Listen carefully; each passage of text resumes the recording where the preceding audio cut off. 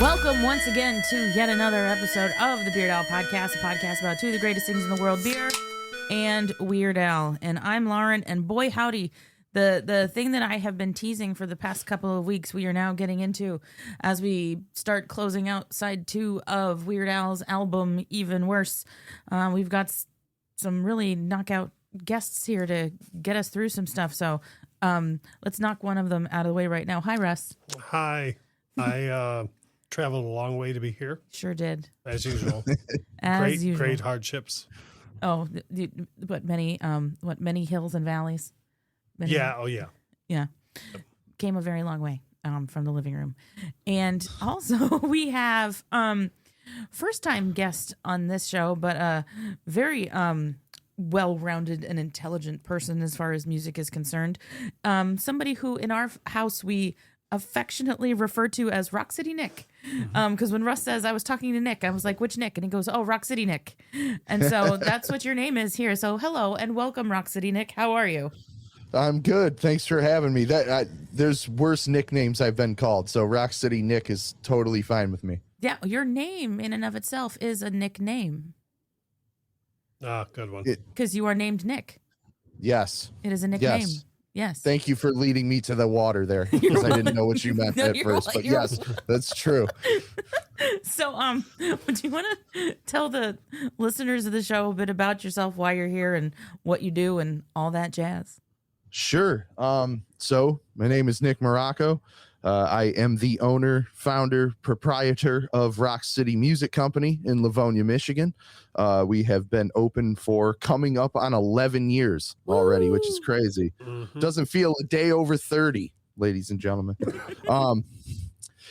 Musician myself, drummer in a handful of local bands, and let's see, big Weird Al fan. Like probably the artist I've been a fan of as long as my earliest memories would be being a fan of Kiss, being a fan of the Beatles, followed by Weird Al. So I'm a lifelonger. So 3 of the greatest songwriters ever. Yes. Yeah. I would say. Easily. Yeah. And just so people have an idea of like if you're a fan of this show, then you probably have heard how when I moved here to Jacksonville from Detroit, I sold off my vinyl collection. And every time that I tell that story, people are always like, oh my God, like how do you even decide to do something like that? And that I always tell people, I'm like, okay, well, for me, there was a big deliberation process for like how and why I would sell off my records. And I think Nick can attest to this. I didn't just have a record collection. I had some really, really, really rare pieces, and they were all like well loved and taken care of. And when I sold them off, my number one thing was I wanted them to go to someone who cared about the actual music, not, just, oh, we can flip that collection, and so every time I tell this story to people, like if we're at record shows or whatever, and I show people like what picture of like what my basement used to look like. And they're like, oh my God, how did you sell that off? I'm always like, it literally went to a good home. And I always tell people about how, there were pieces in my collection that I know you guys could have just immediately put on Discogs or eBay or whatever. But I knew that, by selling the collection to Rock City Music, that you guys were going to take care of it the way I wanted it to. And the records were going to go to people who weren't going to do things like either try and flip them again or frame them and just put them on a wall or whatever, like that they were going to go to someone who like really wanted to own the records and listen to them the way that I did. And I, even before I left Detroit, I had already heard like 2-3 stories about like this, that, or the other record going to people that, had been looking for this particular record for years and were overjoyed to get it and whatnot. And every time I tell that story to people, they're always like, what's the name of the store again? Like even if they live down here, and I'm always like, oh, they're online too, and that matters to me a great deal. And I'm always telling people about that. Like people who love music should be around people who love music, and there should be more to, there's a business to selling music, obviously, but there should be more to it than that. And, that's why I always talk up your store and I don't think I could give a bigger endorsement than what No, that's what I was gonna say, man. Like I mean, we're friends, of course, but I would say we're even better friends now than we were at that point. So when you came to me and were saying I'm considering selling my collection, which I was somebody too that had to pick my jaw up off the ground, because you were somebody like me that I thought, you'd get buried with your records. So when you came to me and said, I'm thinking about this and what do you think? And I was like, well, of course I'd be honored. And we came to a great agreement, and like you said, we were able to get a lot of special and unique pieces to people that had been looking for a very long time, including myself, Russ, because I tell you all the time, I try and be very disciplined with myself when stuff comes in, because I am a lifelong record collector. I think I'm up to 6,000 records. So I try to hold myself accountable to go, okay, no, we bought these. They're supposed to go in the store. But Russ had two things that I could simply not put out. I think I only know one of them, but the Sinatra at the Sands. The Sinatra at the Sands, Mo-Fi. Yeah. Because I think that's one of my all-time favorite records. Which, by the way, that pressing is ridiculous. It's amazing. And you can't touch it for less than probably $300 or $400 at this point. And then the second piece maybe I forgot this. Black Crowes, Freak Into the Fog or whatever. I can't remember the title. It's Freak and Roll and then something Into the Fog. Yeah. Yes. The live from, is it San Francisco? Yeah. The worst packaging ever, but the greatest sounding live record they ever released. I couldn't have said it better myself. Yeah, so both of those still reside in my collection. That's every time we drive around in the car and streaming that version of Only Halfway to Everywhere from there that they open with. Oh, outstanding. Yep. So well, speaking of quote end quote live versions of things. Yeah. Which, by the way, here's a good segue. The Black Crowes live track that I was just talking about was actually performed in front of a live audience, as opposed to having an audience added to it, like the song that we're going to talk about. Yeah. So if you haven't read the episode title of the episode that you're listening to, we're talking about the track Alimony, which is of course a parody of Mony Mony, that Billy Joel covered in. No, not Billy Joel, Billy Idol. Holy crap. There's a Billy Joel poster right here. That would be an entirely different episode. It would be, wouldn't it? Yeah. Anyway. I can't imagine that would have been that good. No. Billy Joel doing Mony Mony. No, it would not have been great. That's not his no. Did you know that Weird Al had a song that he never officially released? That was a parody of It's Still Rock and Roll to Me, called It's Still Billy Joel to Me, about how formulaic Billy Joel music is. No, but I would love to hear that. That's outstanding. Yeah, I like Billy Joel, but too. I'm somebody that I can rag on Billy Joel as well. Yeah. So anyway, Billy Idol covered Mony Mony in 1987, and there were two versions of the song. Yeah, there's such a convoluted history to it, because they're both studio versions, but there was an original studio version that I just cannot stand. Nick, have you ever heard the studio version of Mony Mony by Billy Idol? I don't know if I feel like the only one I've heard is whatever would have been the radio edit. Like the live version. Yeah. Right? Okay. Yeah. Correct. Yeah. Quote unquote. Yeah. The studio version is it's just not good. It's just really bad. And you would think that isn't the studio version just the quote live version without the and no, it's not. It's a completely different recording. He did it first in 81, and it was released as a single, but then it didn't really do anything at all. And then somewhere along the line, they were like, oh, well, we should, we'll have you redo that. And then they re-recorded it and added the live crowd to it and just made it a lot harder. And that's what got put on Vital Idol. And it didn't even get released as a single from Vital Idol until 2 years after Vital Idol. Oh, wow. Yeah. It's a weird thing how this all came about, at the time that it did. Because and I always think of that, I remember getting Vital Idol when I was a kid, and it throws my memory off because when I got that record, I got it so much way before Even Worse. And it throws it way off for me to be like, well, why did I have that so far before? Even worse. And then when you go back and look into it, it's like, oh, it's because they took forever to release that one song as a single. And I'm glad that they did, though, because all of it, the timing worked out so well for that all to be involved in Even Worse. So yes. Yeah. And what's crazy about that to me is just you explaining the history of it. That is, it seems at this point is recognized as like a signature song of Billy Idol. So it's crazy that it had that much delay in coming out. And I had no idea he recorded it twice. Yeah. Yeah. And fun little fact, which actually does tie it back into Even Worse. This version of Mony Mony from Vital Idol went to #1 on the Billboard Hot 100, and it coincidentally displaced Tiffany's cover of another Tommy James song, I Think We're Alone Now, which Weird Al also parodied as I Think I'm a Clone Now. Right. Yeah. That's what it would like during that time. Like I say, I remember, like, it's so weird for me because I remember the two being hits at that time. And then it makes sense. Like, I always say this about Weird Al albums.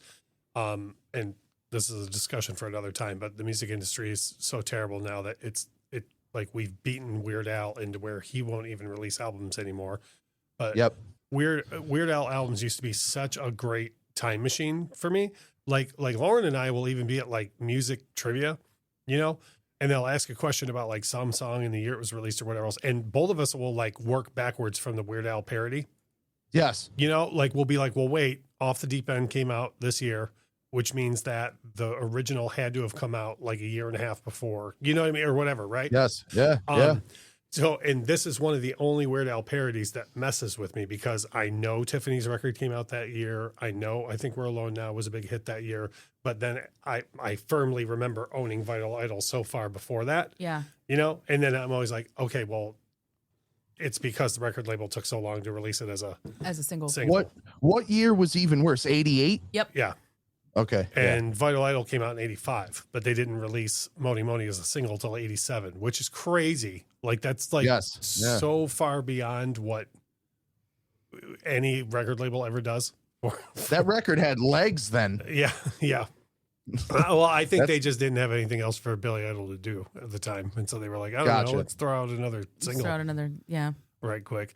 And, Tommy James was probably loving 1988 with those royalty checks. He had to have been. I mean, like, I can't even imagine the money that must have been rolling in at the time because, you know, again, you know, not to get on too far of a soapbox, but like that's back when when the record industry actually like paid some to their artists, you know, like not like now, like every copy of Mony Mony and I Think We're Alone Now that you know, that sold at that time would have been just huge amounts of money going toward them, you know. And when you're talking about them, the two of them racing all the way up the charts and then the one displacing the other at #1, and then you're just sitting back being like, yep, I did that work 30 years before this.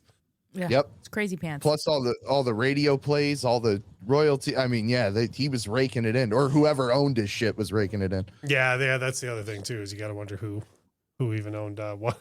Who owned what when? What at the time. Yeah. But so let's start breaking down what the original is like, the quote unquote original, the one that this parody is based off of. The Vital Idol version. Let's call it that. Which right? Before I say that though, so with radio though, at the time, radio was heavily playing both versions, and and I got to do a weird sidebar on this, but I know Lauren will know this. I don't know if you know this, Nick. Do you know the version of "Candle in the Wind" by Elton John from the Melbourne, Australia? Yes. Okay. Mm-hmm. That version is just that's hands down my favorite version of the song. So when that was released, when that album came out, that version of "Candle in the Wind" was the single from it.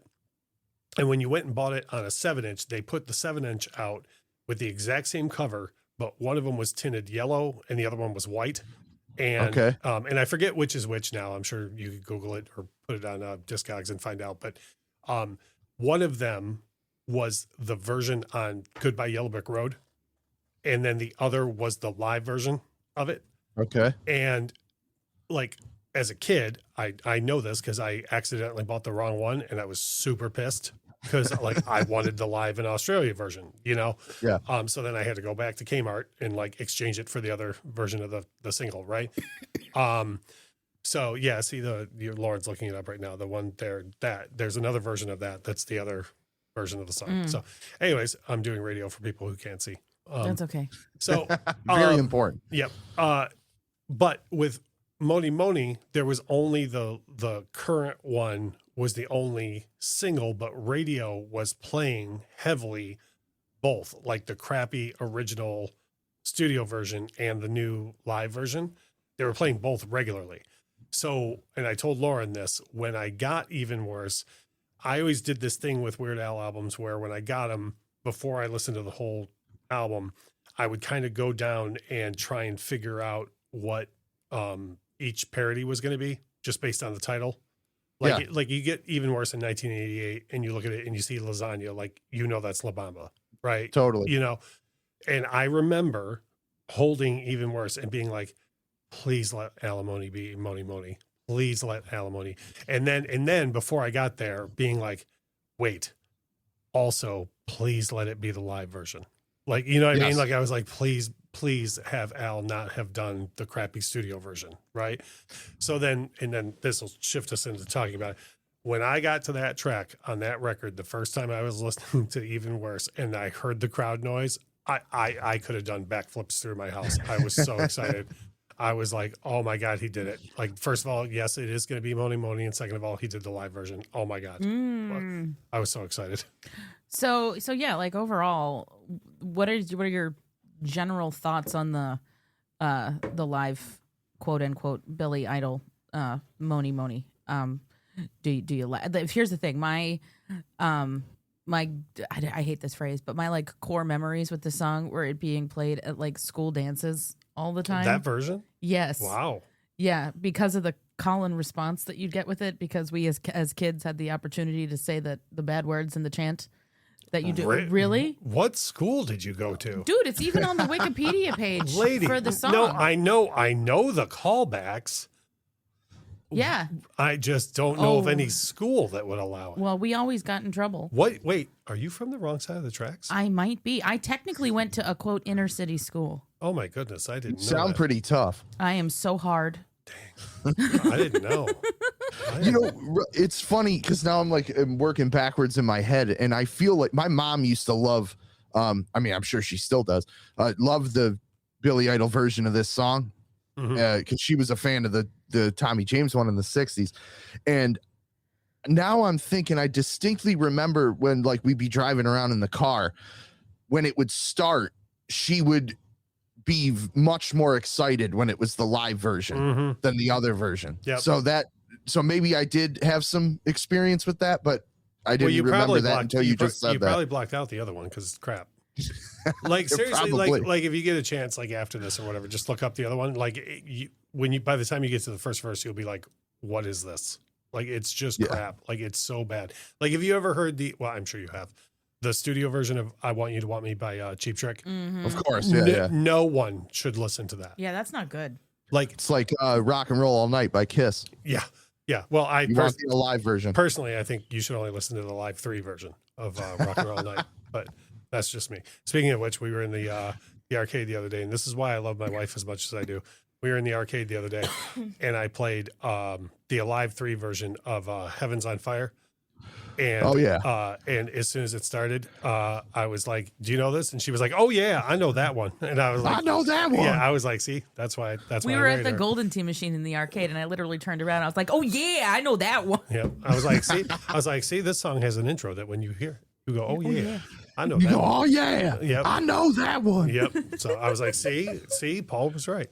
Hey, speaking of Golden Tea machines, Russ, remember I also have your Golden Tea machine right to the left of me. That's right. He's got my old Golden Tea machine. When I came to get the records from Russ's house, we were going down the stairs and I saw the Golden Tea machine. I said, is the Golden Tea machine for sale? And Russ said, it can be. Yeah, I was like, sure, I don't care. Yeah, take it. That's great. But what were you saying about? You had just asked something about. Oh no, you were talking about the chant. Yeah. So that's a thing that I thought that had just been around for ages, but apparently that had been made up after Billy Idol's, like when he covered it in the early 80s. That's like a thing people made up, but no one was chanting that in my school. Oh yeah, we got in trouble at. I hope you did. Yeah, we did. You know what, Nick? You know the chant we're talking about, right? Like, yes, I of course. I was gonna say I don't want to say it on your show, but like people listening probably know what it is. Yeah, or just go to the Wikipedia page for Moni Moni. You'll find out. But yeah, like, I don't know many people that do it to the live version though.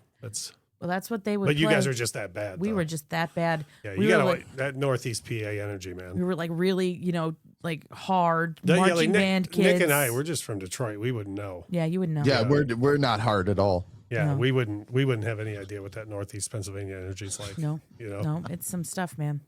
But like, I love the live version of this song. Like, I didn't grow up like a Billy Idol fan or anything. Like, I think the only stuff I even heard of his prior to the live version of Moni Moni was I still to this day, I think I just showed you in a record store the other day, those K-Tel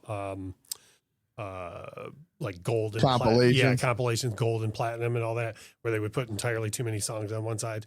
It sounds like absolute dog shit. yeah, but you also paying like $2.99 for them, Like, yeah, that's true. Right. You get what you pay for. Mm-hmm. But I bought one of those. I remember buying it because it had Say Say Say on it, and the song after Say Say Say was Eyes Without a Face, and that was I love that song. Oh no, great song. But I think that was the first time I ever even heard Billy Idol. And then if you were alive in the 80s, you couldn't be alive without hearing Rebel Yell somewhere. And then I remember I bought another K-Tel thing somewhere, and White Wedding was the first song on side 2. But like, I don't remember, I never saw Billy Idol a ton. And like, I know he was big on MTV, but like, I never happened to catch him on MTV. But I think before Moni Moni, I think that's the only 3 songs I ever like. Dancing with Myself is an old song of his, but the first time I ever heard it was when I bought Vital Idol. Yeah, that makes sense. Like, I thought it was a new song at the time because I was 10. Yeah, who's to say? I was not. You didn't know better. Yeah, I wasn't well versed in my Billy Idol history at the time. That's okay.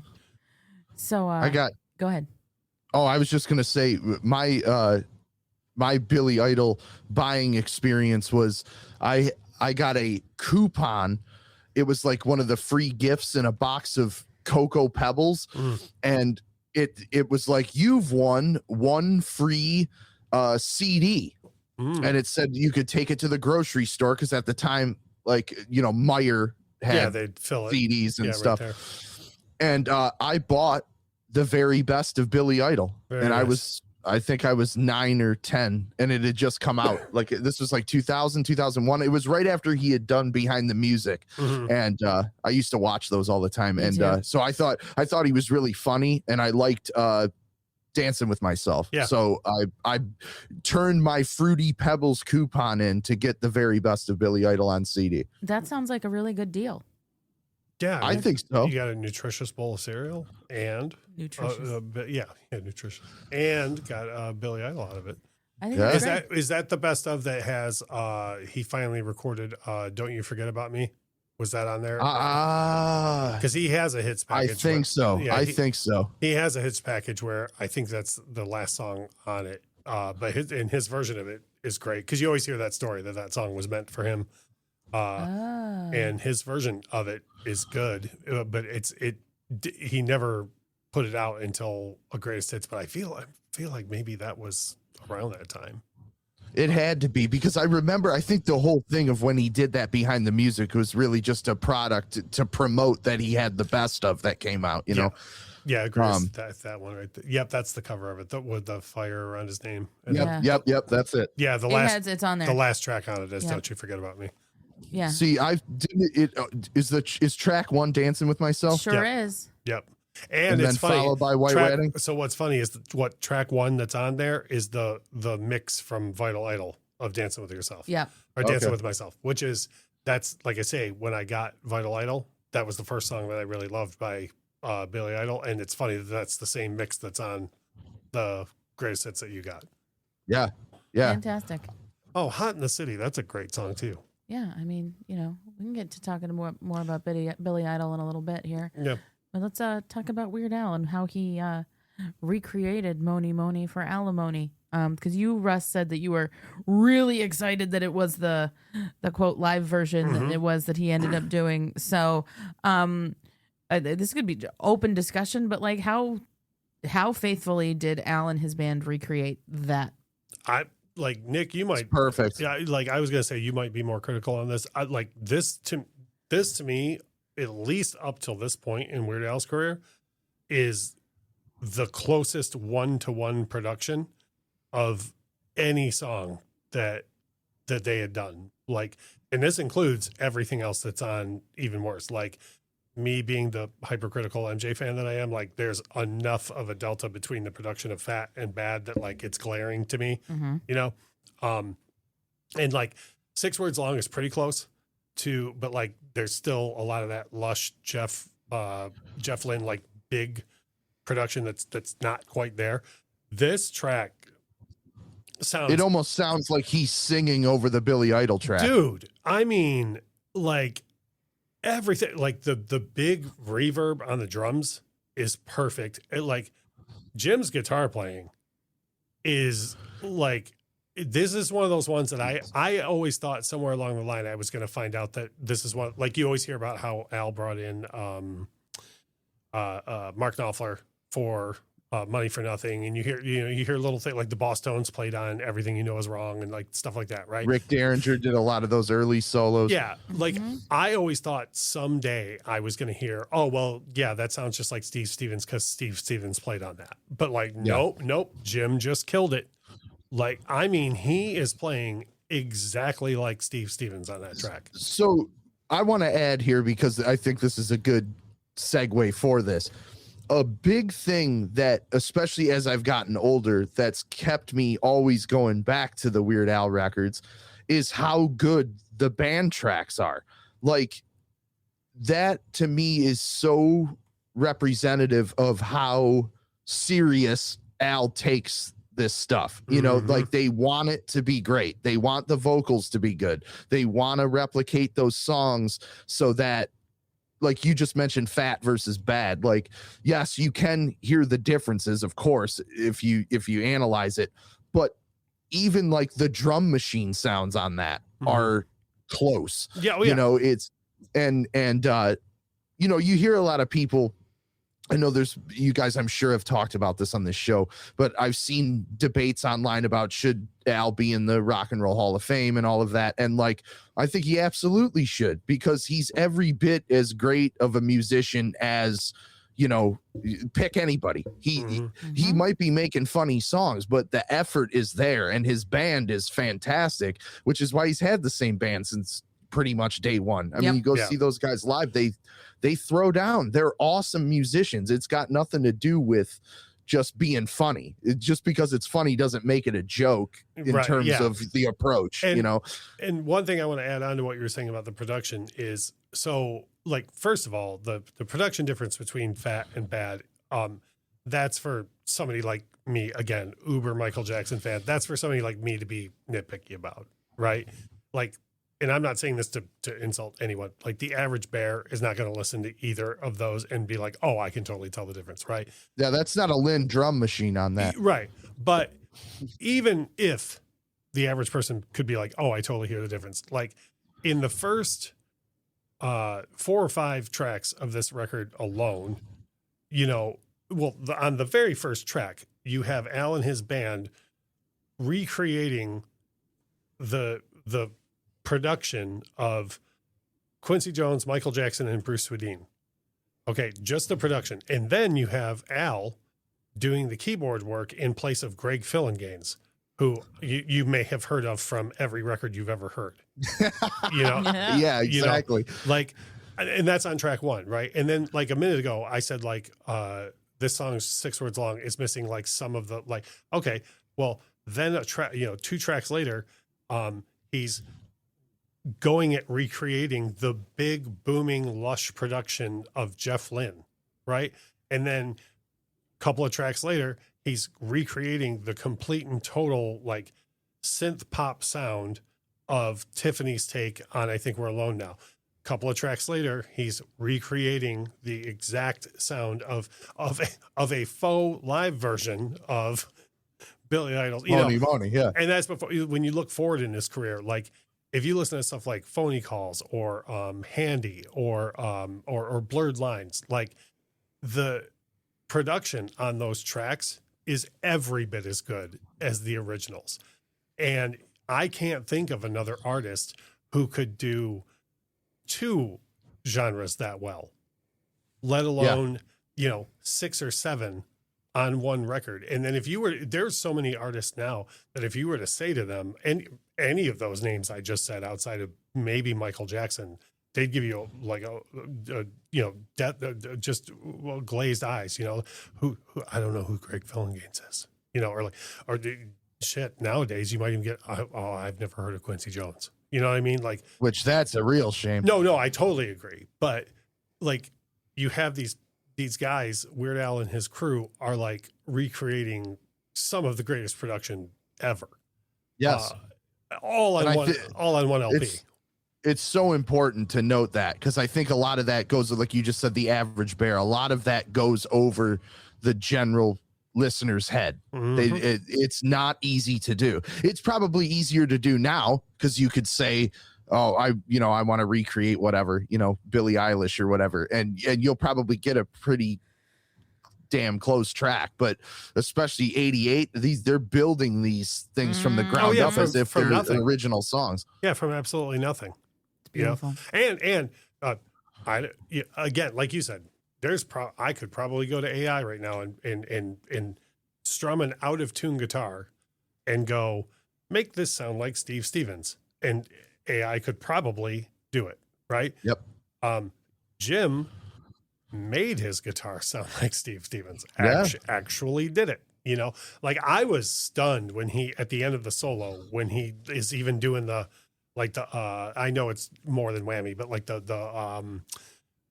echo and I forget what is it that Steve Stevens does where he always has that like repeating the ray gun. Yeah, thing. like he does it a lot on Dirty Diana. The ray gun sound, like the fact that Steve was just like, or I'm sorry, Jim was like, oh no, I'm going to do exactly the same thing. It's just like, what? Like damn, Yeah. And by the way, when you say that you saw, Weird Al has always had the same guys. I do want to bring up to you that we saw Weird Al in concert twice within 5 days in the last week.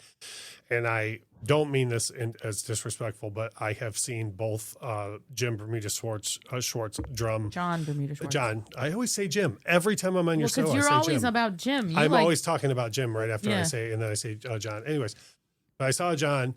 I've seen you drum live.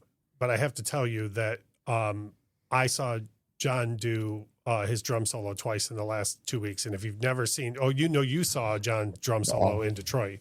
Yeah. There's no nice way to say this. You couldn't play that drum solo if your life depended on it, man.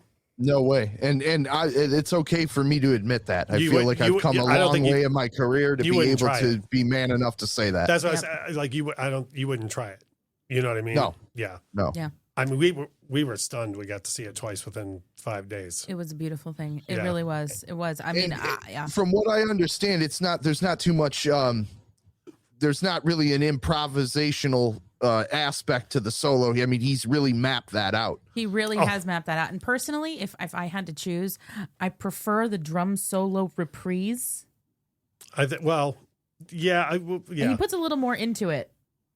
Yeah, well, he puts the headband on. Yeah, he does. But he did this thing. He put this headband on. It was so funny. It was great. It's just a nice little touch. But back to Alimony. So we talked a lot about the band. Let's touch on Al's vocal performance here, because I think Al does a great job giving you echoes of Billy Idol without really doing like a Billy Idol impression, if that makes sense. Yes. Yeah. So I just think he does a great job. He's got good attitude in his delivery, which has always been the, so important trait of Billy Idol, right? Like you can hear that snarl that he's doing in his face always, like his trademark snarl. You can hear it when he's singing. And I think Al did a good job of being able to replicate that without it sounding like you just said, Lauren, like an impression. Well, one thing that I think, and Lauren knows this, I always wildly overthink about the hows and whys of what Weird Al's doing. But he, to me, instead of just trying to do a Billy Idol impression, he is on purpose singing angry because of the topic. Like the guy isn't singing like Billy Idol is trying to be like, look, I'm a tough rock star. Yeah, right. Yeah. Whereas I feel like Weird Al's person that's singing is just like, can you believe this? Like, like, you know what I mean? Like literally, like, that's how I take it. Like, it's just a normal dude, but he's just so mad that he's like saying it like that. You know what I mean? So I feel like that's what the vocal delivery is, where he's just like, this is happening again. Can you even believe this? You know? And like, I think that's kind of how he like skirted around, like, you know, because like you said, if you try and do like a Billy Idol impression, you're just going to sound like you're doing a Billy Idol impression. Yeah. And I think the idea there was just like, well, instead I'm just going to be this like really angry dude. And I couldn't be more excited about the lyrics of this song. I love the lyrics of it. Well, let's get to that though. Let's talk about some of our favorite lyrical highlights in Alimony, shall we? Mm-hmm. Yes. Shall we? I mean, there are so many funny lines in this song. There's not one bad turn in this. Like, you guys go, because anything you say, I'm just gonna be like, it's gonna be like church in Atlanta over here. I'm gonna be like, I'm just gonna be like, mm-hmm. My favorite line, my favorite lyric far and away is and my toothbrush too. Yeah, first, like, what's she gonna do with that? Exactly. Well, that, and I just like how he turns to the next, like, in my toothbrush too bad, like goes right into like just right into the next line, and he's getting like increasingly mad with certain things, like, oh, I like the I'm in debt, like the call and answer on debt. I just think that cracks me up. And I also like the checks in the mail. Get off my back. Yeah, cut me some slack. Well, yes. You have the lyrics up over there, and there's just ones that remind me, like the way the second verse starts with the lawyers calling me on the telephone, you know, trying to squeeze some. Like, whenever I look at Weird Al lyrics, for some reason, I always think about like the first time that I heard the song. And I was rolling the first time that I heard this. Like, when that started and his, lawyers calling me on the telephone, I didn't know what was coming next. And then when he's just like, trying to crease some blood from a stone, I'm like, perfect. Like, perfect. Like, just, but I'll allow y'all to go on. But I will tell you, the thing that killed me, and I had to pause the CD because I was laughing so hard. The very first time that I heard this is when it gets to the breakdown, and they were like, I want my alimony, and he just goes, oh, you do. Yeah, right. I was just gonna, it's funny that you said that, because I just noticed that today. Oh, really? Like, as many times as I've heard this, oh, you do, and then followed by is it do. Yeah, is it do. Yeah, and like, or you'll sue. And it's great. Yeah. You can rhyme do and do when it's two different words. That's doo-doo. Yeah. Well, first, I know you love a good doo-doo joke. Hey-o. But like, because that's one of my biggest pet peeves in songwriting is when people rhyme with the same word. Like, irritate. Yes. Yeah, but like, I'm totally fine with that because I can visualize it's D-O and D-U-E. Like mentally, I'm okay with that. Yes. But man, when that breakdown happens, I remember hearing that, and as soon as he said, "Oh, you do," I had to pause it because I was laughing so hard. Like, and then of course, like you say, is it do? And then the women are like oblivious to what's happening, so they're just like, Alimony, like they're just there to perform, and he's getting like more mad as it goes. It's great. Like I say, like. And again, he's doing a direct parody, but like, it's like they're not getting it. So when he's like, Monet, like he's like just so mad, and then again, Jim totally nails the thing with the ray gun sound that Steve does. And then to put that the cash register sound in there is God. just perfect. Just chef's kiss. Like, it's beautiful. It's beautiful. It's look, this is it's kind of a weird sidebar. I took absolute crap from the Weird Al community after an appearance on Lauren's show like 3 years ago. Because she was doing an episode just on Even Worse in General. And I was talking about how much I like Alimony more than the song Melody, more than the original Melody. And people just lost their minds on me, like in the Weird Al community. They were, oh, how dare you? And I was like, I don't, first of all, I don't care. Like, I'm going to go ahead and have my own taste, like whether or not you will have the hive mind agrees or not, I'm going to go ahead and have my own taste. And second of all, like everything we talked about so far, like the production on this, the intent behind the lyrics, how smart everything works together. Like you are a lifelong fan, Nick. You're one of the most astute music observers I know, and you just now noticed another layer to the song. Like that makes this brilliant. Yeah. You know what I mean? Like I will not be taking questions, like she just recently did an episode on Melanie that I like recused myself from because I'm like, I like the song, but I'm not going to just overly praise it because a bunch of people think it's better than I do. You know what I mean? Like, yeah.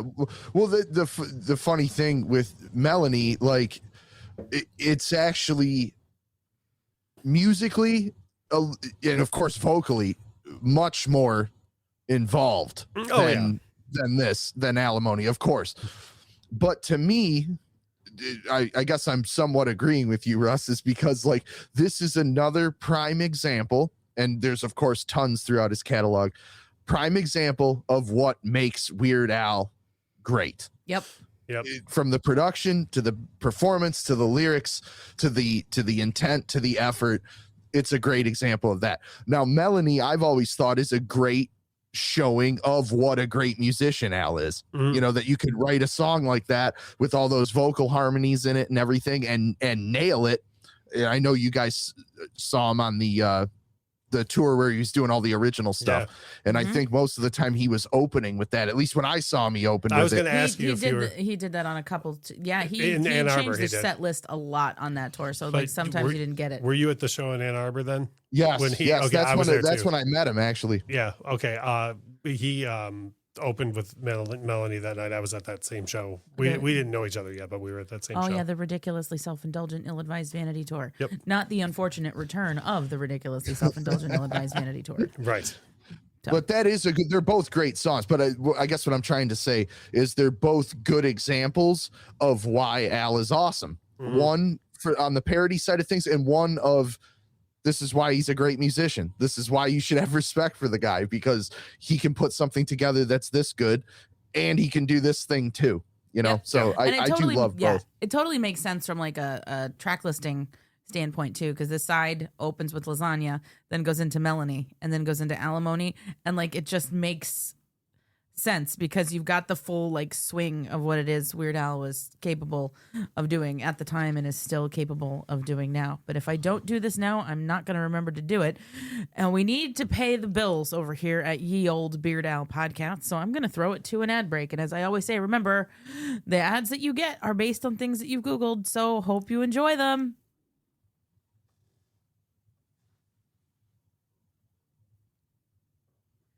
And we're back. Weren't those great? They're so good. Outstanding. I got to really be careful what I'm Googling then. Well, that's the thing is we always make that joke because she gets like feedback from people that will have the nerve to like listen to an episode and then instead of giving and I know, Nick, that you've never dealt with people leaving negative comments on the internet without knowing what they're talking about. But she will get people that will listen to the episode and they'll be like, instead of addressing anything in the episode, they'll complain about the ads that they had to listen to. And not that there were ads, but the content of the ads. And so she's always like, okay, but the ads are based on what you Googled. So like, don't Google that stuff and it won't get show mad up. At yourself. Yeah. Like, so that's why ever since then, she always just is like, hey, by the way. Yeah. So I decided to do something a little different on the back end of this episode and just kind of have a fun little discussion with like weird hypotheticals involving Billy Idol and Weird Al and just like music in general, because, you know, like, why not? Right.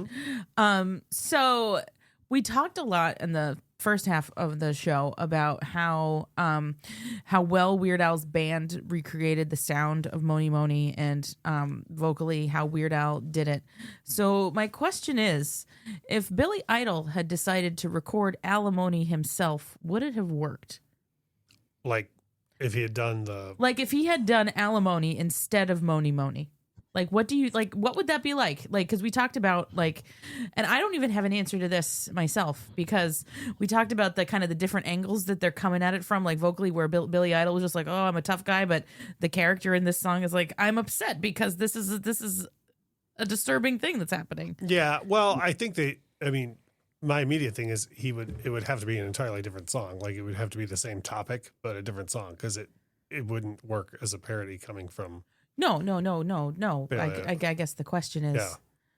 I mean, he could definitely do it. Could he have covered it? Like, what do you think? Yeah. Oh, yeah. I mean, he could have delivered it for sure. And obviously, like I was just saying, the band track is pretty damn near the same. So I could easily hear him singing it, and maybe not taking the. I think you could sing these lyrics with that same tough guy approach. Yeah.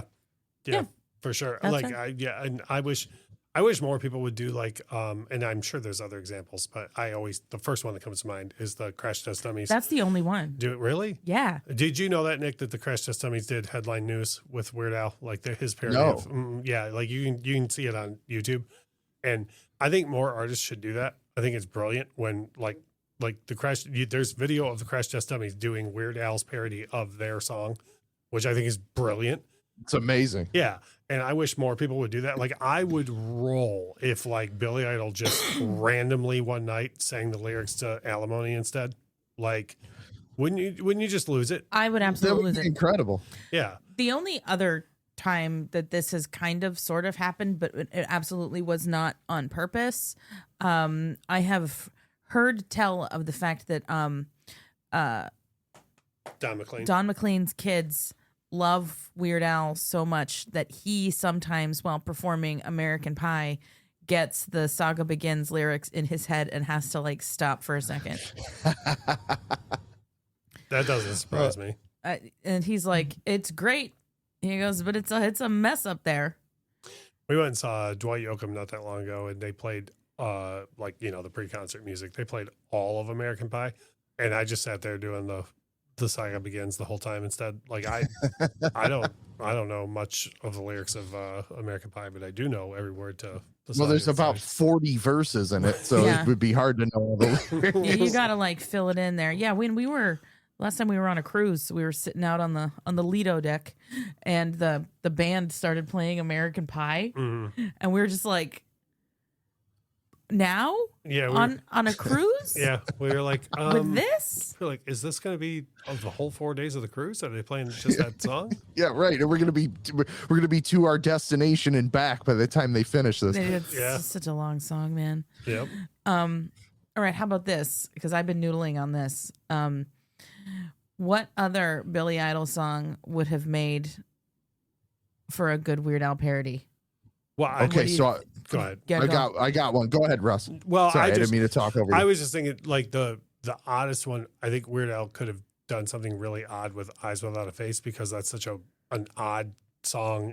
Like, it's such a different song than really anything else that was out at the time, and it also sounds different than almost the rest of Billy Idol's own catalog. Yeah.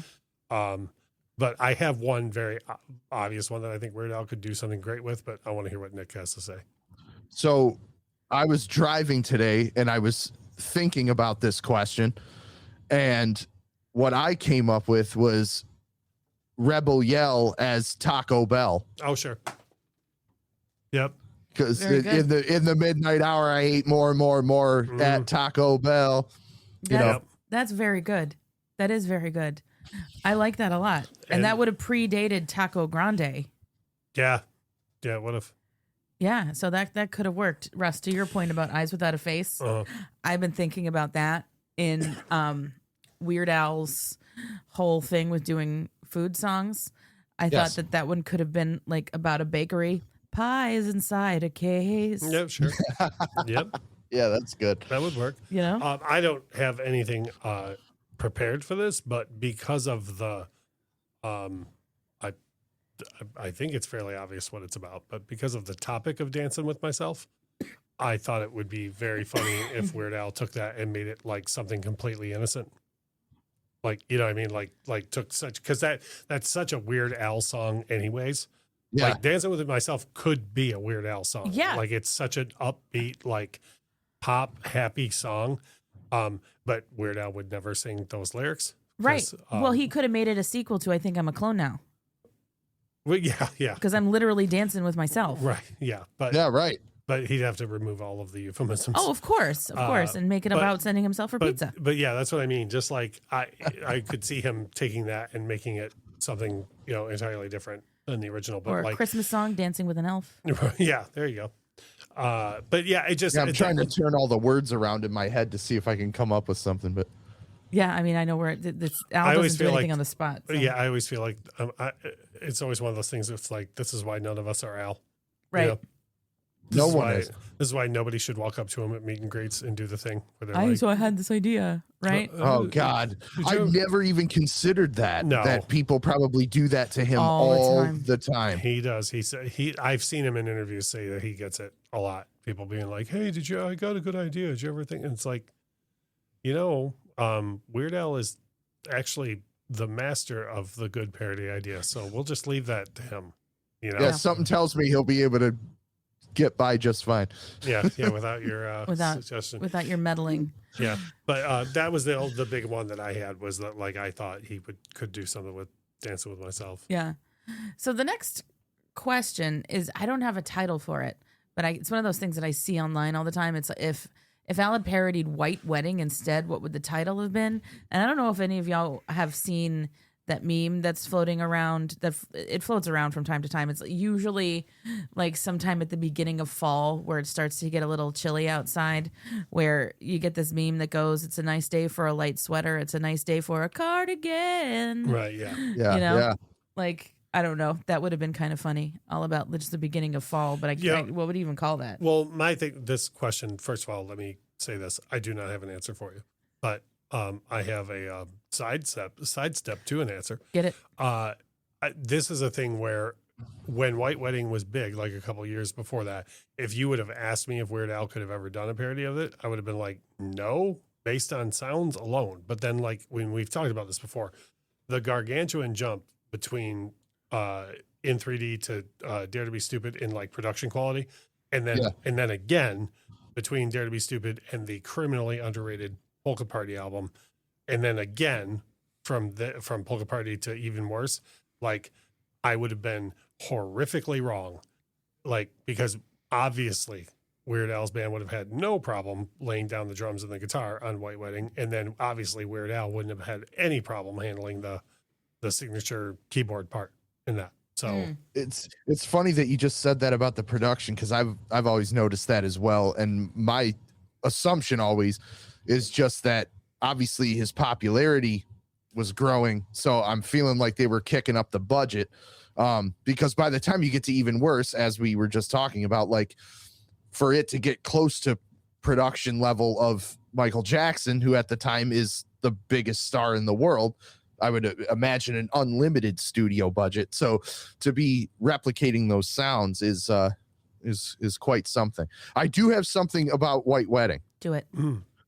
So Russ, you may remember this since you're from here. But there's a band around town, and this is all I can think of when I think of White Wedding.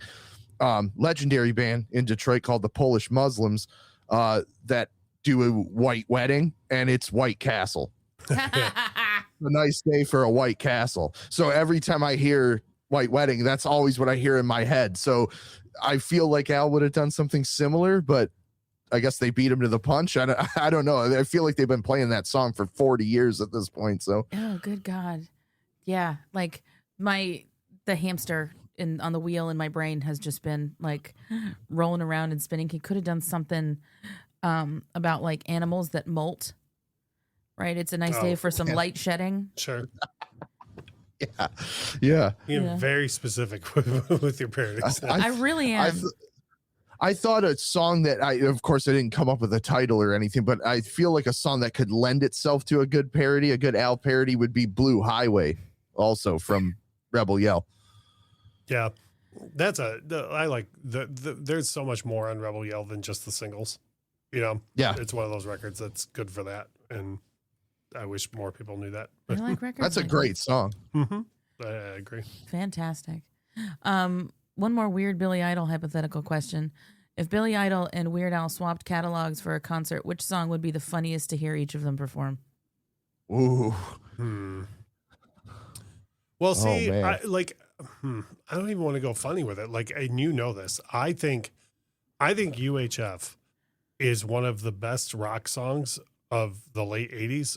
And I'll die on that hill. Oh, Billy Idol could crush that. Yeah. And I think it's like I've said this before about it. Like Weird Al has rock songs that in order for it to be a hit for other people, you would have to change like at least some of the lyrics. Like Stuck in a Closet with Vanna White could be an enormous rock hit for like many different rock bands, but you would have to change some of the lyrics. Like, you know what I mean? Like people would just be like, what is this? Like, I don't get that, what is the joke they're going for here? Cause it's not coming from a comedy person. UHF, you would not have to change a single thing about. Like anyone could do that song. And UHF would actually be, from some people, would be looked at as almost like a statement song, oh yeah, that's right. They're trying to keep us in front of the TV. You know what I mean? Like that type of thing, right? Billy Idol could easily have done UHF. Same thing. You could leave the track as it is and just have Billy Idol sing it. And it could have been a big hit for him, As far as funny, I just think anything sincere, because Billy Idol sings like nothing sincere. So like, like if Billy Idol sang Good Old Days. Oh God. I think that'd be great. And what's funny is you would have never caught me even 5 years ago being like, well, I don't know what it looks like when Weird Al sings something sincere, but with him sprinkling in like sincere covers to his set as of late.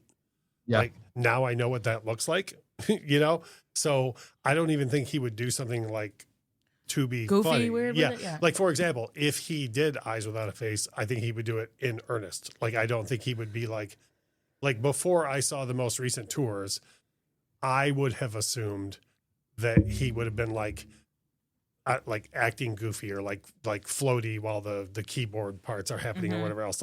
But now having seen him do like very in earnest covers, I think he would be like very serious about it.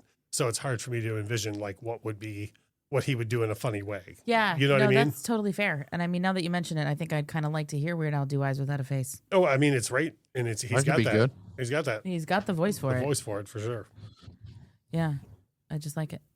I don't know. I have funny. I'd like to see funny choices. So personally, I would say I want to hear Billy Idol do Albuquerque, and I want to hear Weird Al do Flesh for Fantasy. No. Yep. I'm totally down with both of those. I want to hear anybody cover Albuquerque, and that would be something. I hate sauerkraut. Well, like even just right off the bat, it'd just be because Al's like so speaky through most of that song instead of singing. Yeah. Just like right off the bat, we're like, way back when I was a little bitty boy, be like, great. Yeah, I would pay good money to see either one of those performances. See, and like with how wild some of the choices Weird Al has made for his covers over the last couple of tours, like I don't think Flesh for Fantasy is like out of the question. Like he could just bust out and do that for no reason. Why not? I'd like to see him do.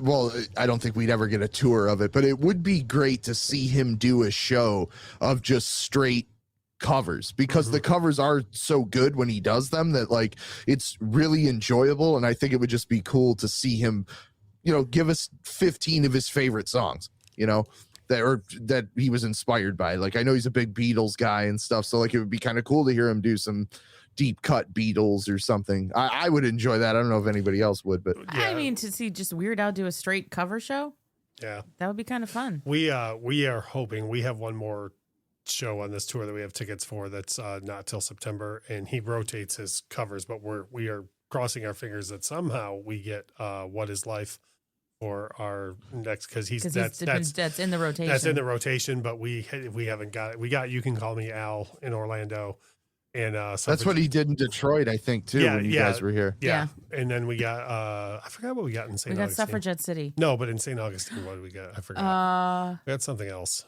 Oh God. Oh no, it was the Allman Brothers cut. Oh right. He did an Allman Brothers song? Yeah, hold on. Yeah. I have to look it up. This gives me a chance to use my button. Wait a minute. I'll go check. Yeah, I made her that drop. Which is funny. Speaking of Albuquerque. I was going to say it's from Albuquerque. But no, when we were in Savannah the other night, we got Suffragette City. Oh, that's awesome too. Yeah, and then I forget what else is in the set. There's more. What did we get? We got China Grove by the Doobie Brothers, not Allman Brothers. China Grove.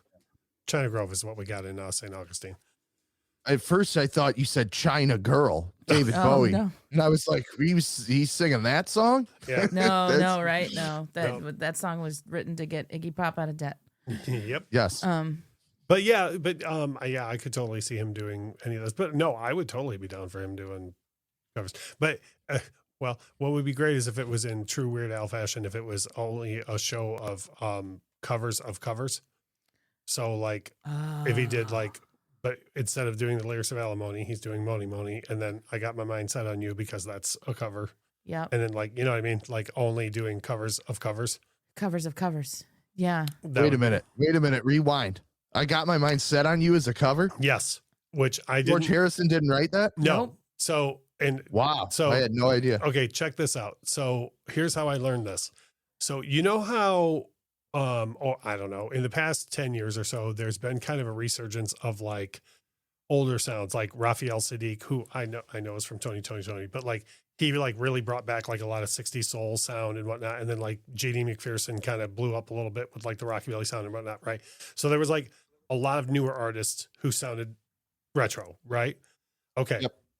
So there's a movie that came out 5 or 6 years ago called Last Night in Soho. And it's a pretty decent movie, but at the beginning of it, they flash back to the 60s and there was this soul, what I thought was a cover of Got My Mind Set on You playing. And I was like, oh, this is dope as hell. I'm going to look up who's covering this. Right. Thinking that it was a new recording by a new artist who was covering to be oh, this sounds like the 60s. So then I go look it up after I watched the movie and find out, nope, that was the original version from the 60s or something like that. It's 59, 69. 1962. 1962. And then Harrison's version is a cover of that. And then Weird Al did. Okay, so on even worse, 3 of the parodies are covers of covers.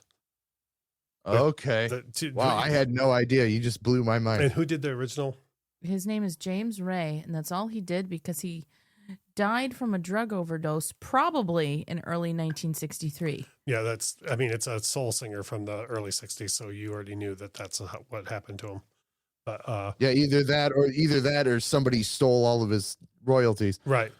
But yeah, James Ray, Got My Mind Set on You. Look that up because it's you'll as soon as you hear it, you'll be like, holy shit. Yeah. Wow. I always assumed that it sounds like a song George would write. Oh no, I totally agree. I was the way that I even found out about when I heard the original, I assumed it was someone trying to sound like George had done it in the 60s. And then, man, did I feel dumb when I Googled it and was like, oh no, that guy actually. 4 of the what? Oh, because La Bamba, yeah. Because of La Bamba as well. Four of the 5 parodies on this are parodies of covers. It turns out the King of Pop was the only person writing original music that year. Turns out that you're probably right. I also wanted to say specifically on this episode too, because I laugh about this yearly at least, that the fact that the album is called Even Worse. Mm-hmm. It's when great, you had right? Michael Jackson bad, Weird Al is even worse. Mm-hmm. And good. And we've discussed this heavily on the fat episode, but the fact that heavily on the fat episode. yeah. Well, there was no other way to discuss it on the fat than heavily. But like the fact that MJ was just so down with the idea and like gave him permission to do the album cover in the first place, and then loaned him the set for the video and everything, like to be that big of a star in the world and then just be like, man, that's funny as hell. Like, you know, and like, and go along with it. And then insist that he used the set for the Batter video and all that. It's just like, it's just mind boggling to me. Like I just did a video for the channel, for the YouTube channel, like 2 weeks ago or so, talking about how like the butterfly effect of like people being nice, no matter what your stature is, and like doing the right thing in life, and like how like it can affect so many different things. And it was all tied into that. Like when Weird Al went to Michael Jackson in the first place for Eat It, Michael Jackson in every way had every right to be like, who? You know, absolutely not.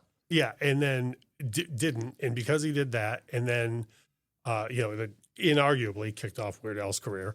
And then he was so gracious to him again. But then when you get to Off the Deep End, when was the one time where Weird Al went to Michael Jackson and had a parody idea, and Michael was like, hey, I'd rather you not right now because of the messaging of Black or White, you know?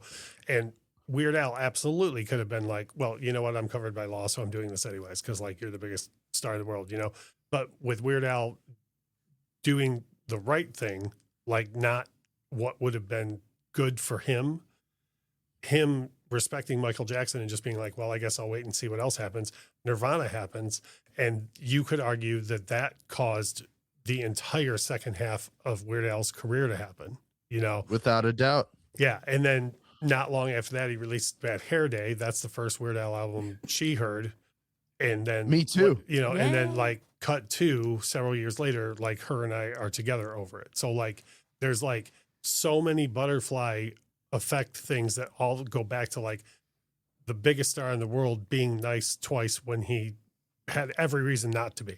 And then Weird Al making the right choice when he really could have just been like, you know what, this is what's best for my career. I need to parody Michael Jackson again, you know?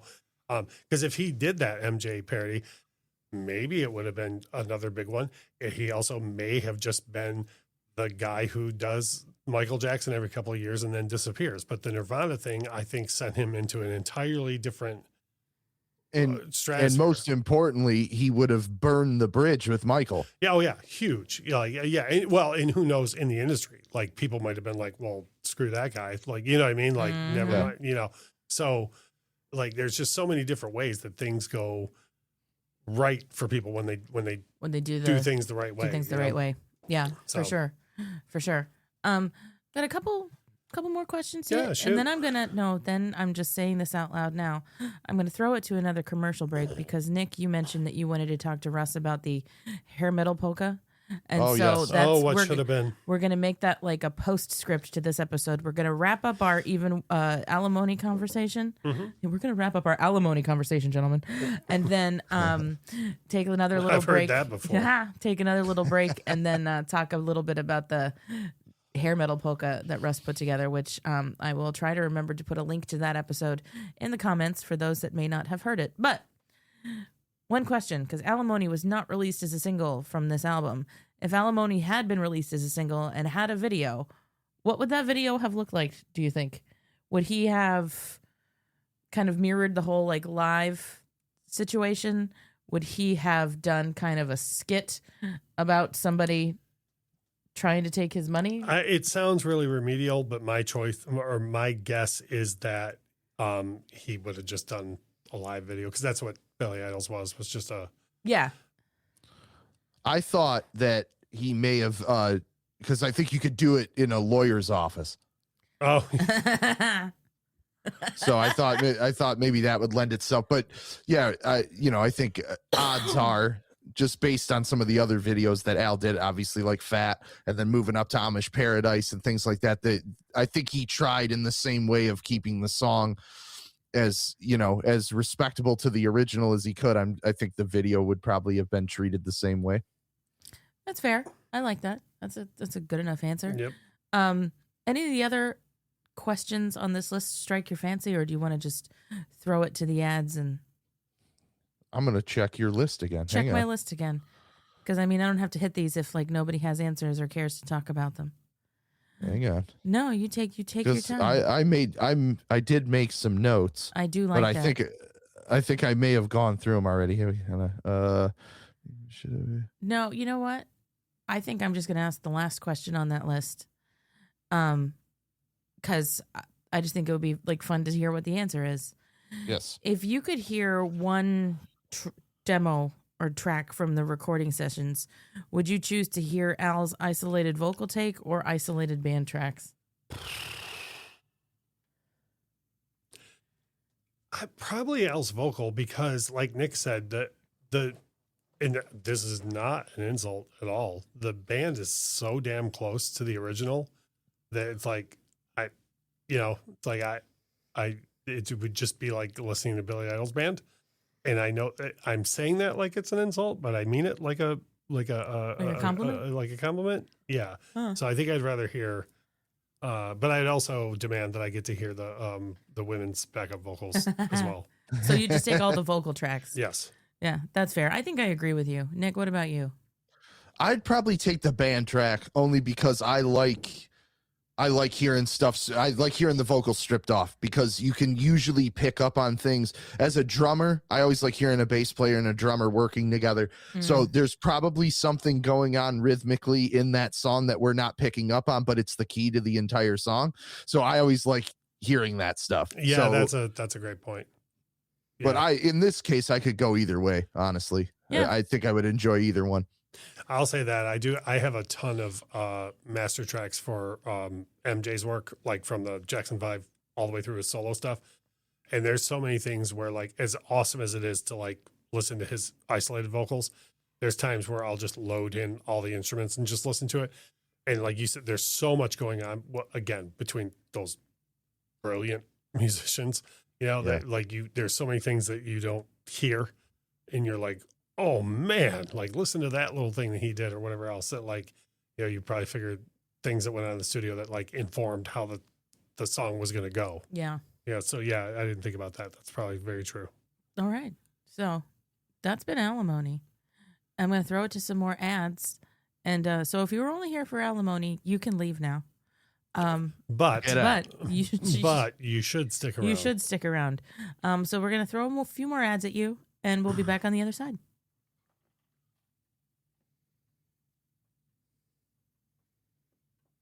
And we're back yet again. So as I alluded to before those ads happened, Nick wanted to talk a little bit about the hair metal polka that Russ put together several episodes ago, and I was like, you know what?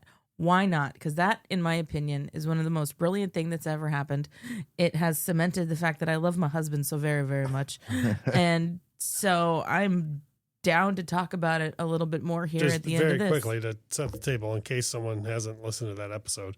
Why you should go back and listen to that is because this album is, of course, one of the only Weird Al albums that does not have a polka on it. That is a true fact. And I had decided that if there was going to be a polka on this record, and I think I justified pretty heavily why it would have been, that it would have been all hair metal.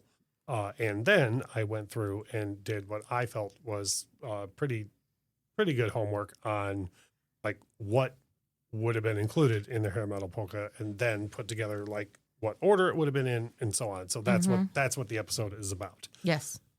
So, and then Nick and my friends back up in Michigan listened to it. And actually in that same Weird Al group where they all caved my head in about Melanie many years ago, got probably the most positive response I think any of your episodes have ever got. Like people kept being like, holy crap, like this is exactly what it should have been, Yeah. So yeah, and you and I haven't even talked about this much other than you kind of texted me and you were like, dude, this is great. Oh, I I listened to that episode. Lauren reached out when you guys did it, and she was like, you got to check this out because I think you'll really enjoy it. And then Scotty heard it, which has Scotty been on yet? No, Scotty's on the next episode. Okay. So Scotty came to me not long after Lauren had messaged me and was like, dude, you got to hear this hair metal polka episode. Like, Russ nailed it. And I don't know what possessed me. Like, obviously there's always a million things in my head. So I have to admit it slipped my mind. And then I was driving a couple weeks ago to, I think I was going to Pittsburgh. Yeah. And that's what you told all me, of a sudden it popped into my head. I was like, oh yeah, that hair metal polka episode. So I pulled it up and I'm listening to it. And the way that you broke it down and what songs go into which, it was perfect. It was just perfect. And the explanation of why this song over that song, because a lot of people maybe don't understand that at the time, hey, this song was a bigger deal than it is now. Like, yeah, maybe this one, it's slipping my mind. I think you were talking specifically about Def Leppard. I think was what you were saying, or maybe Poison. One of those you were saying, well, why wouldn't it be Every Rose Has Its Thorn? Well, because at the time, this song is what would have fit in that time frame, and it was what they were known for. Every Rose Has Its Thorn hadn't made the impact yet. Yeah. 40 years on, that's the song they're known for, I would say, or one of them, of course, other than Talk Dirty to Me. But like, I don't know. I just thought it was perfection. Like, and I loved that you included bands that maybe this day and age, like, people still celebrate Motley Crue and Def Leppard and Poison to an extent, but like, you don't hear a lot of people talking about Dokken. Yeah, Dokken and White Lion. Yeah, White Lion was a big one. Like White Lion was enormous at that time. Like, you couldn't go anywhere without hearing, Wait and When the Children Cry, and even their cover of Radar Love off the record after was huge. Big game. Yeah, huge cover. And you never hear anybody talk about it anymore. So if somebody was to now sit down and be like, oh, what's the hair metal polka? And this is kind of me being a jerk, but everybody would do it totally wrong. Like, everybody would do that. They would do exactly that. Like, they would pick all of like the big hair metal hits, and it would be like, well, no, you have to know like what was big then, and like and I also even took into consideration like when Even Worse would have been recorded, and when it was released. And then, and there were songs I wanted to put in it that I had to discount because they came out as singles, like after like the album might've been released before Even Worse was, but the song wasn't released as a single till after Even Worse had been released, and it's like, well, Weird Al's not going to put that in a polka because it wasn't a hit yet. Yeah. And I think that perspective is so important because even people that were around to understand that that's how it worked back then, whether with the MTV or just radio singles or whatever, like, that's kind of been lost to time in the sense of that people still put out singles, of course, but like, they're lost in the shuffle of the album. So yeah, like you're saying, Def Leppard Hysteria may have been out, but people may have not been paying attention to the title track at that point. It hadn't been released as a single. Of course, now in hindsight, you could look back and go, well, the title track and Armageddon It and Women. And, there's like 7 hits off that record, but it's relative in how you said, like, Al would approach this in the time that he was recording it and what would have been huge and what was on the charts and what was on MTV. I think that perspective is what makes it so good. Right on. Well, yeah. And I mean, Lauren knows this. Like, this is my thing is like, and she hears me say this all the time, like, on nearly any topic in the world, I'm not a very good conversationalist because people in public will just talk and talk and talk about things they have no idea what they're talking about all the time. And people will try and talk to me about like politics or celebrities or sports. And Lauren sees this all the time. I always go, well, I really don't, I don't know much about that, so I don't have much to say. Like, which is like rare. People don't know how to react when I say that. No one does that. Yeah. Like instead of just like regurgitating half of a headline that I read on Facebook, like, I don't know what I'm talking about that, so I'm going to shut up, and that's why it offends me deeply when people just do that with music. Like people just like speak on music all the time when they have no idea what they're talking about at all, you know? And so when I can get into a discussion with people who know what they're talking about, like, you know, in that episode, like Lauren very well knows exactly what I'm talking about. And people like you, Scotty, like the intended audience, like, you know exactly what I'm talking about when I'm saying those things, you know? And so I was like, well, I'm going to put this together for the people who do know what they're talking about.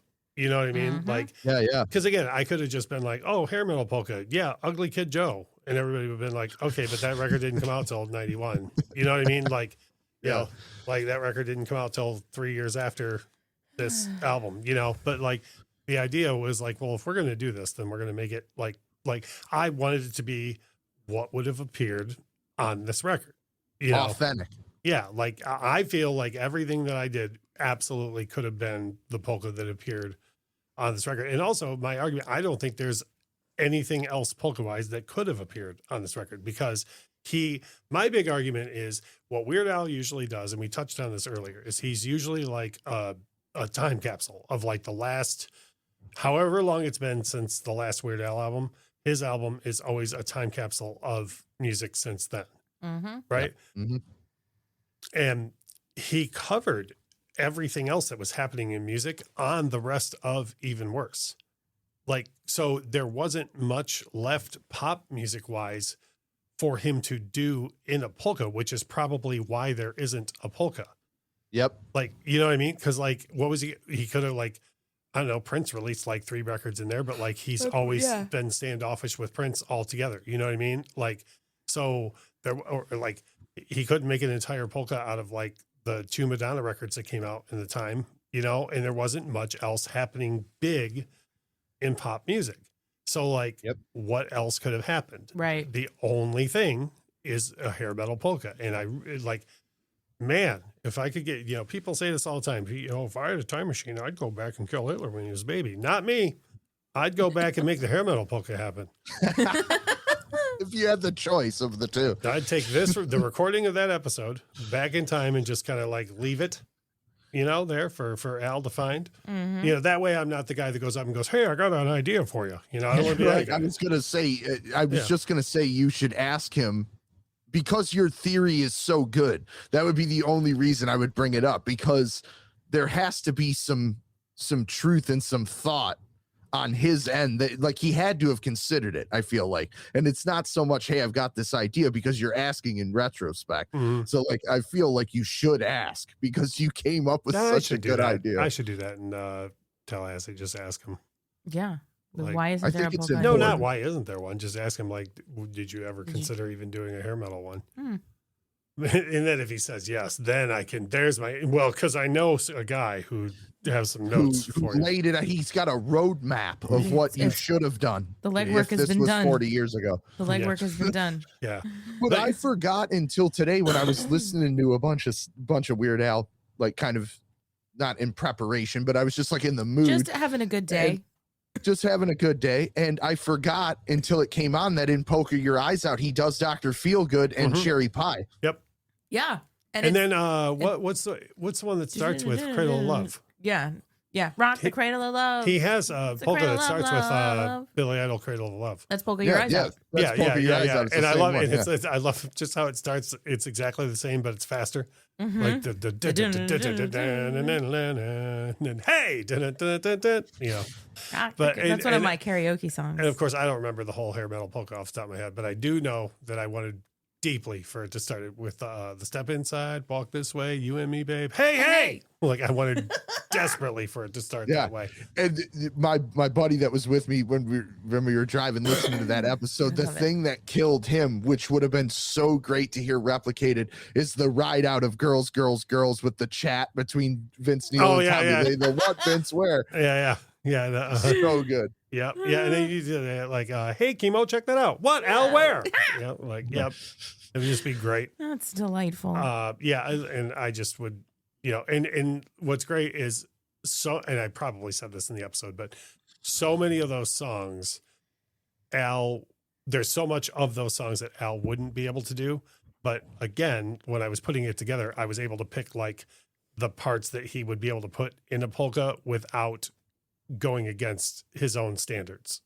Yes. You know what I mean? Like without me going like, okay, well, this one lyrically he probably wouldn't do. Like I didn't want to skirt anything. Like I wanted to be like, you know what, he could do all of this. Yep. You know, and I'm pretty sure there would have been motorcycle sounds in it for girls and all that stuff. Yeah. Mm-hmm. I feel like somebody has to. Somebody's got to put that together. I told Russ I was so stoked about it and I'm no expert in AI or anything, but I tried to figure it out. I'm like, I need to hear this. And then I put it in something and it was like, this is copyrighted material. Yeah, I cannot generate this. He said he was trying. And then what's frustrating is like, all that garbage on YouTube that's like, what if so-and-so saying this? What if Wu-Tang Clan was a doo-wop group or whatever, right? Like, how are people creating that then, right?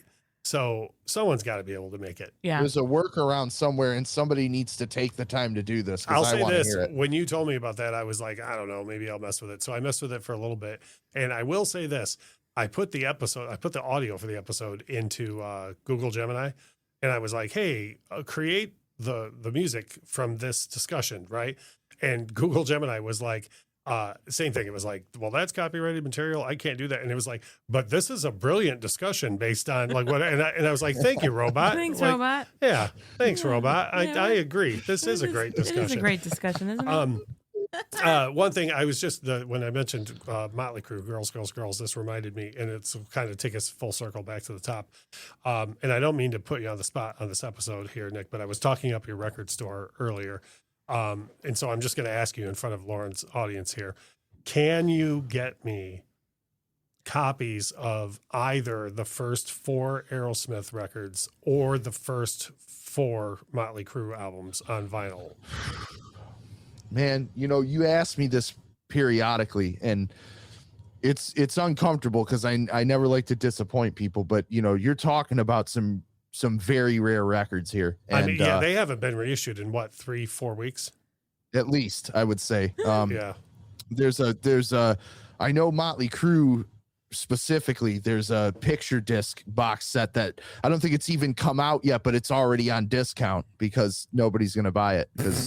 Now wait, is that because they've reissued the first 4 Motley Crue albums like 100 times, or is that because picture discs sound like ass, or is that because of both of those things together?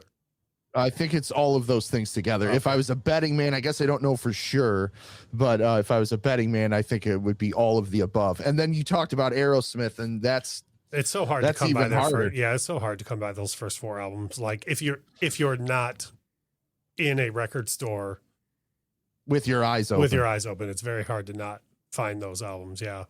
Yeah, it's I mean, I reached out to you the last time they came in and I said, this is your chance because here we have Aerosmith, Get Your Wings, Toys in the Attic, and Rocks.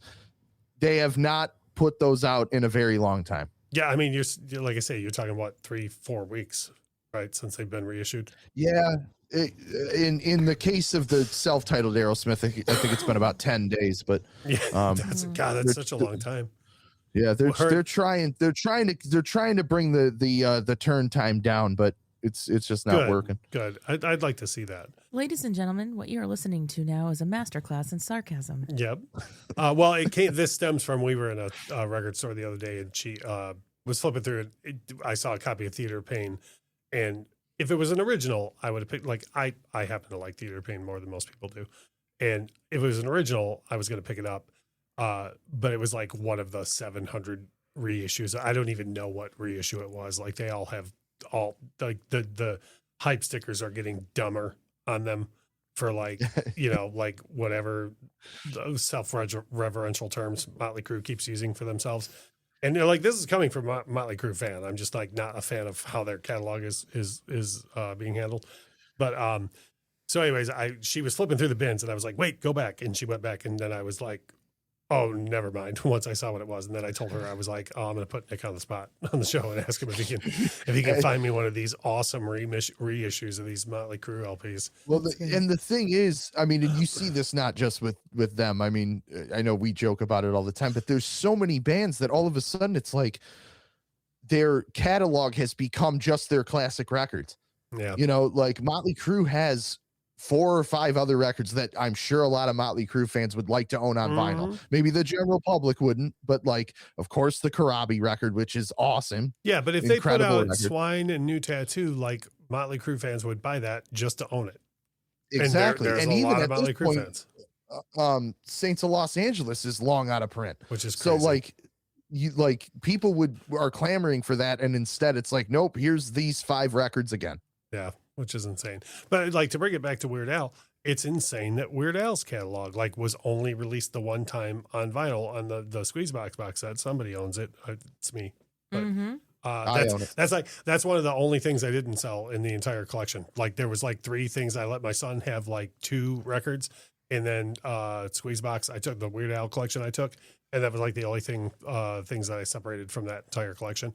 But it's true. It's insane to me that like people aren't reissuing the Weird Al catalog. Like it would be easy to sell that stuff.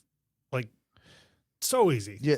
There's got to be something at play there, because especially for him, I would say now, especially, he's never been bigger than he is now. Yeah. He's bigger and weirder.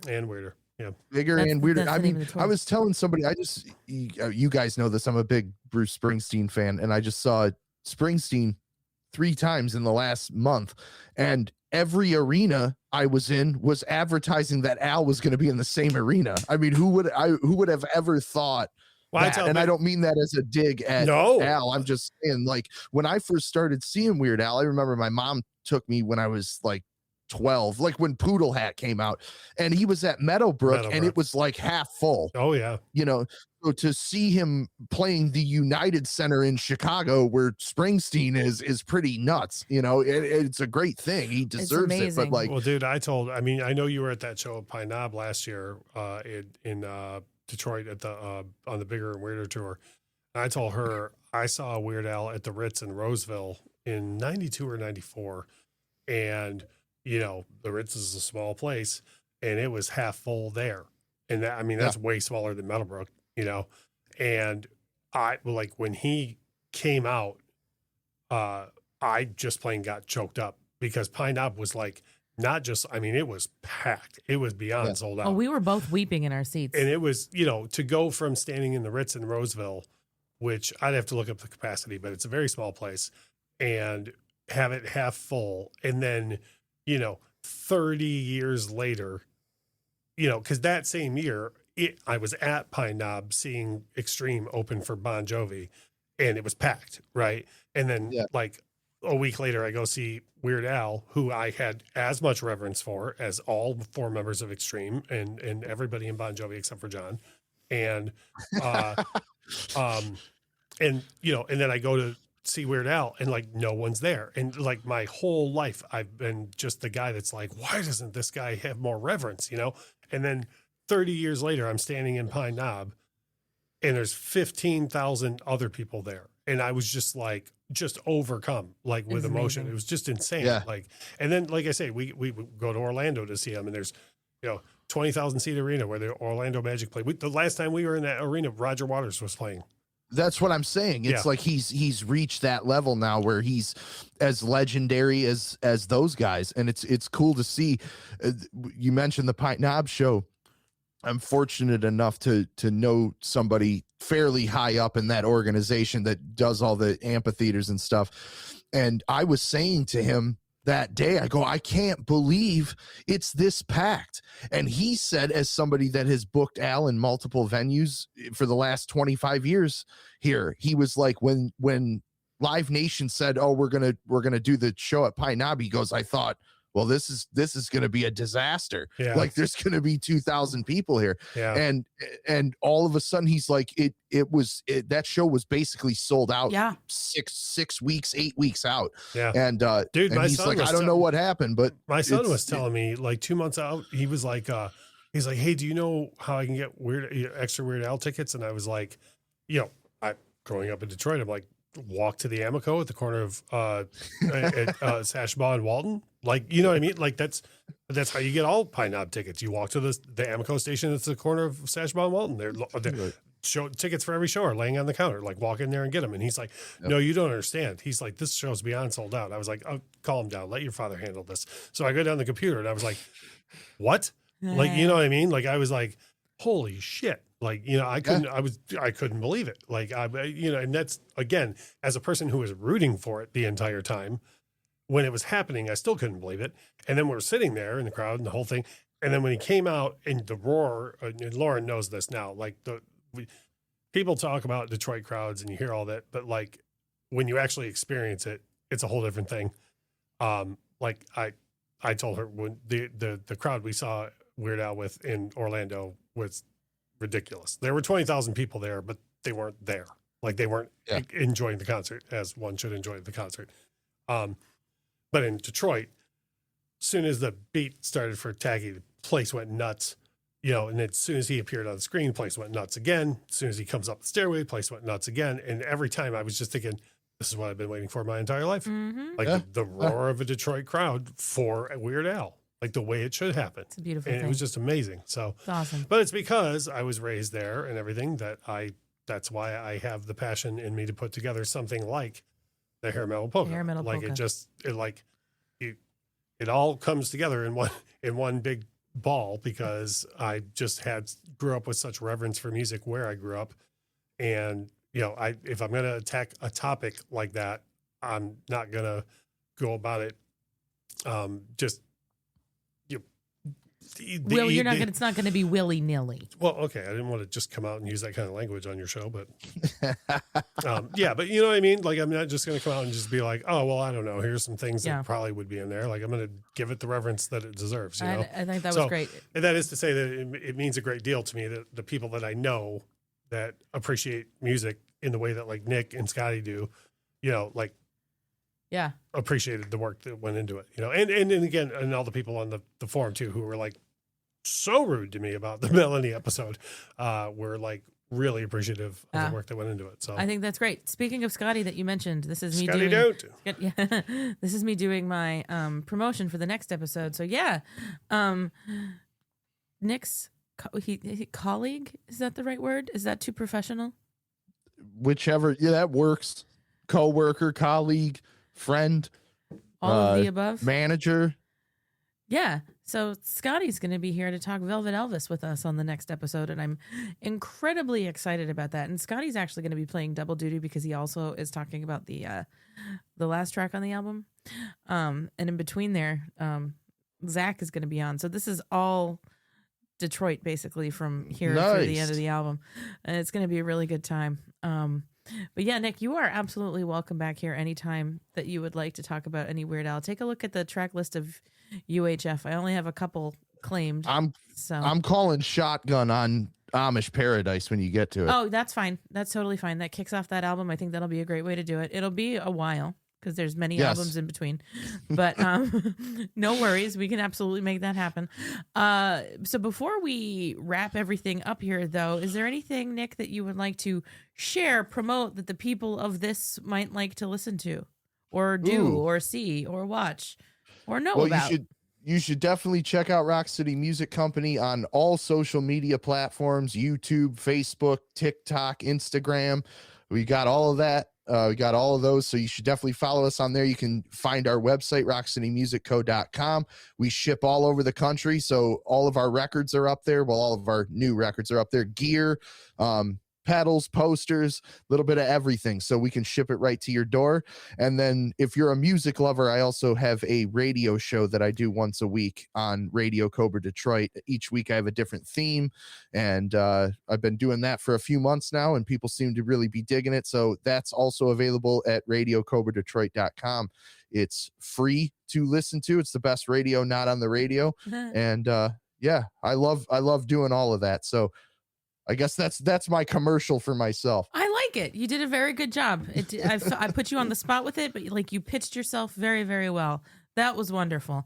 And this has been a great conversation. I'm really glad I put 2 ad breaks in there, so when I upload this episode, I don't get yelled at for not putting enough ad breaks in an episode this long. Yeah, they get mad about that. They do get mad about that. But anyway, this has been wonderful. Thank you both for being here. Nick, welcome to the Weird Al podcast, and thank you for talking with us. It's been delightful. Russ, thank you for rolling that chair in from the living room. And you know, it never gets enough recognition. No. Afterward, the first 4 Motley Crue records. Oh, for sure, if I could find them. But afterward, I have to roll the chair back. Oh, he does have to roll the chair back when he's done here. So never talk about that. We don't. I just realized that I had beer that I was going to drink during this, and I didn't even get it out of the fridge. Well, do this. Go grab your beer and then look up the original version of Got My Mind Set on You and enjoy the beer while you're listening to that. Boom. Done deal. We can do that. I like that. Sounds like a wonderful evening. So, thank you again, everybody, for being here. And thank you again, everybody, for listening. And as Weird Al very recently said, be kind, bring joy, repeat.